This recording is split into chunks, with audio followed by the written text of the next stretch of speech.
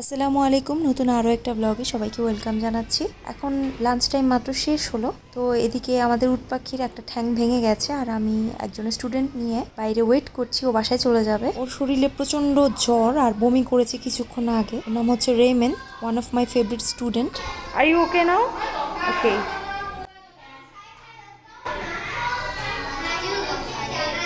You got headache? ওকে।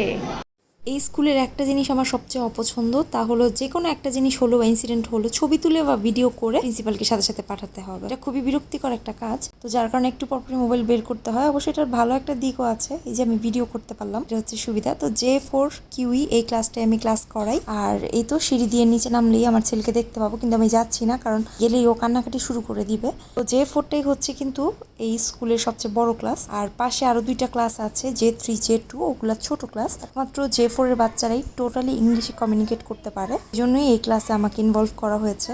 এখন হচ্ছে ওদের স্টোরি বোর্ড নিয়ে কাজ করার সময়, তো সবাই স্টোরি বোর্ড নিয়ে কাজ করছে। এটা হচ্ছে ওদের খুব এক্সাইটিং একটা পার্ট। স্কুলের পড়াশোনা কিন্তু একদমই আমাদের দেশের মতো না, একদম অন্যরকম সিস্টেম।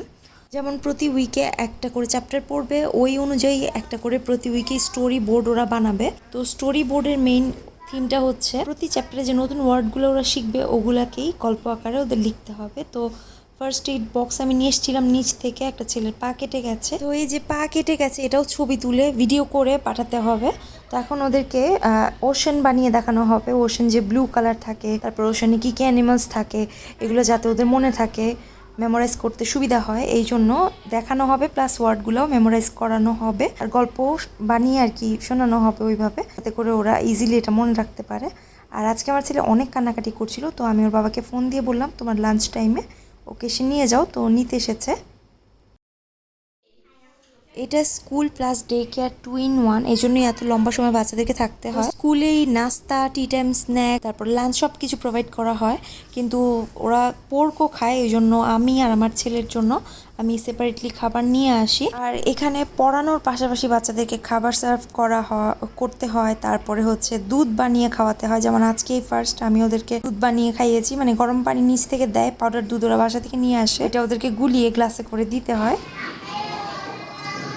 ক্লাসে স্টুডেন্ট আছে 14 জন, তো 14 জনের জন্য আমার স্টোরি বোর্ড রেডি করতে হবে। তো এখন আমার বাসা যাওয়ার সময় অলরেডি হয়ে গেছে, কিন্তু আমার হাতে একটু টাইম আছে, বৃষ্টি হচ্ছে বাইরে, ওই জন্য আমি ভাবলাম রেডি করে ফেলি। এরকম কার্ডবোর্ড আছে 14 জনেরটা, এটার মধ্যে এই হোয়াইট পেপারটা আমার অ্যাটাচ করতে হবে, তারপরে ওরা পুরো উইক একটা করে স্টোরি বানায় আর কি। এরকম ইনশাল্লাহ হয়তো বা সময় সুযোগ পেলে আপনাদের সাথে শেয়ার করবো। এখন গ্লু দিয়ে আমি এই কাগজটা এখানে অ্যাটাচ করবো, আর এখানে স্কুলের নাম অ্যাড্রেস লিখবো, এই হচ্ছে আমার কাজ। মারাত্মক বৃষ্টি চারিদিকে, আর আধা ঘন্টা ধরে গ্র্যাবের জন্য অপেক্ষা করছি। আশেপাশে এত সুন্দর দৃশ্য, আর ভাবলাম যে ছাতা যেহেতু এনেছি হেঁটেই রওনা দেই, কি আর করার। হেঁটেই রওনা দিয়েছি কারণ আধা ঘন্টা ধরে আমি গ্র্যাবের জন্য অপেক্ষা করেছি, গ্র্যাব পাচ্ছি না, আর অপেক্ষা করা সম্ভব নয়। আধা ঘন্টার মনে হয় আমি বাসায় চলে যেতে পারতাম, তো আমি হেঁটেই রওনা দিয়ে দিয়েছি। ভাগ্য ভালো আমার কাছে ছাতা ছিল, এখন বাসায় চলে যাব। আলহামদুলিল্লাহ শনি রবি সোম পরপর 3টা বন্ধ পাইছি, দেখা যাক রেস্ট করা হবে, আর দেখি ছেলেটাকে অ্যাডজাস্ট করাতে পারি কিনা। তো এখন হেঁটেই যাবো আজকে, দেখি ইনশাল্লাহ। এখন বাজে 5:30, আধা ঘন্টা মতো হয়তো লাগবে। কি বলবো, উপরে মেঘ ভাসছে, রাস্তায় দেখা যাচ্ছে চারিদিকে এই পাহাড়গুলো। হেঁটে যেতে খারাপ লাগবে না, কিন্তু সমস্যা হয়েছে আমি আজকে সাদা কালারের পায়জামা পরছি, এটা যদি নষ্ট হয়ে যায়। আজকের মতো এখানে বিদায় নিচ্ছি, সবাই ভালো থাকবেন, আমাদের জন্য দোয়া করবেন। যারা চ্যানেলে এখনও সাবস্ক্রাইব করেননি অনুরোধ রইল চ্যানেলে সাবস্ক্রাইব করে ফেলবেন। আল্লাহ হাফেজ।